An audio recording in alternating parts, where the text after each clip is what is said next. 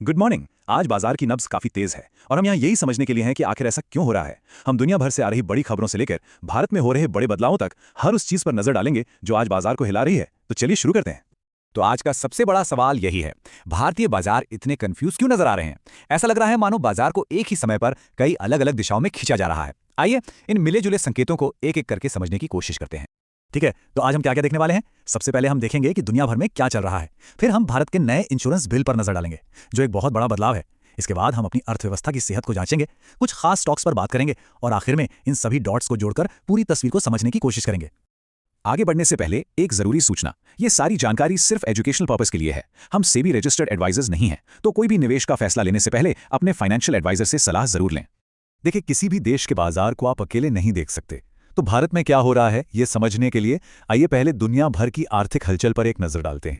America से जो jobs के आंकड़े आ रहे हैं वो बड़े दिलचस्प हैं, क्योंकि वो एक मिलीजुली कहानी बता रहे हैं।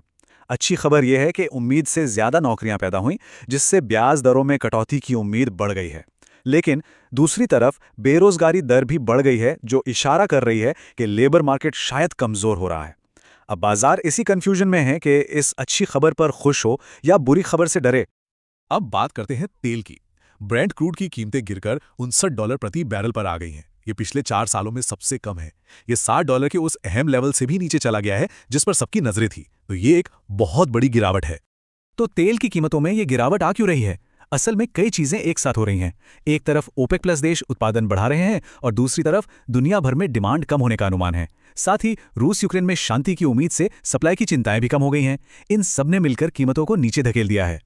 चलिए अब ग्लोबल खबरों से हटकर भारत की सबसे बड़ी घरेलू खबर पर आते हैं, जो बाजार में काफी हलचल मचा रही है। नया इंश्योरेंस बिल। देखते हैं कि इसमें ऐसा क्या खास है। ये एक बहुत बहुत बड़ा बदलाव है। नए बिल के तहत इंश्योरेंस सेक्टर में फॉरेन डायरेक्ट इन्वेस्टमेंट यानी एफडीआई की लिमिट 74% से बढ़ाकर सीधे 100% कर दी गई है। ये इस पूरे सेक्टर के लिए एक गेम चेंजर हो सकता है। अब ये बिल ना कुछ कंपनियों के लिए अच्छी खबर है तो कुछ के लिए चुनौतियां लेके आया है। 100% एफडीआई का मतलब है ज्यादा विदेशी पैसा आएगा, लेकिन साथ ही अपनी मौजूदा कंपनियों के लिए कंपटीशन भी बहुत बढ़ जाएगा।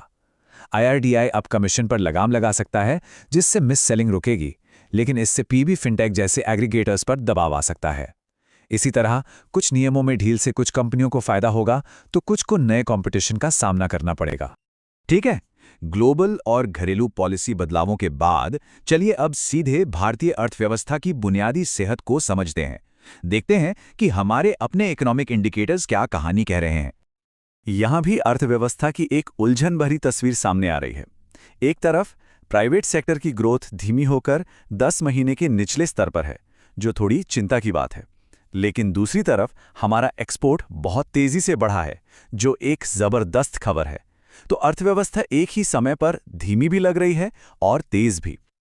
और इन सबके बीच रुपया डॉलर के मुकाबले अपने अब तक के सबसे निचले स्तर पर आ गया है।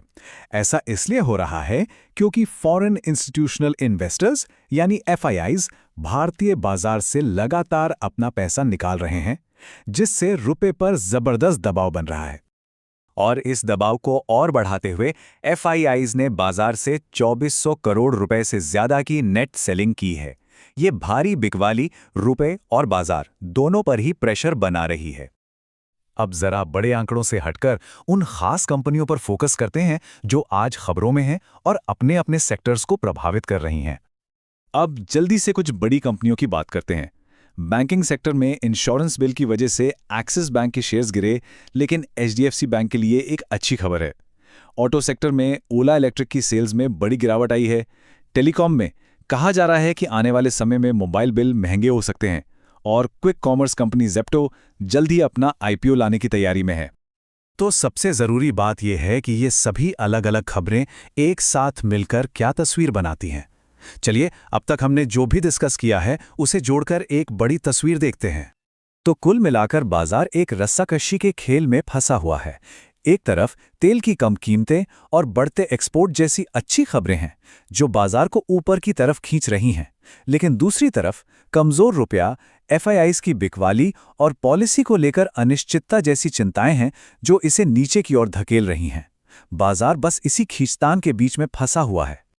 तो अंत में ये बड़ा सवाल हमारे सामने है, जब ग्लोबल सिग्नल मिले जुले हैं और देश में एक इतना बड़ा पॉलिसी बदलाव हो रहा है, तो क्या भारत के फंडामेंटल्स इतने मजबूत साबित होंगे कि इस अनिश्चितता के दौर से निकल सकें?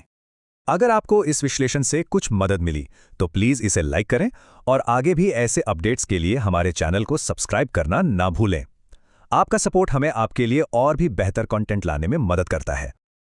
और हाँ, क्विक अपडेट्स के लिए आप हमारा फ्री व्हाट्सएप ग्रुप भी ज्वाइन कर सकते हैं। लिंक आपको हमारे चैनल पेज पर मिल जाएगा। देखने के लिए बहुत बहुत शुक्रिया।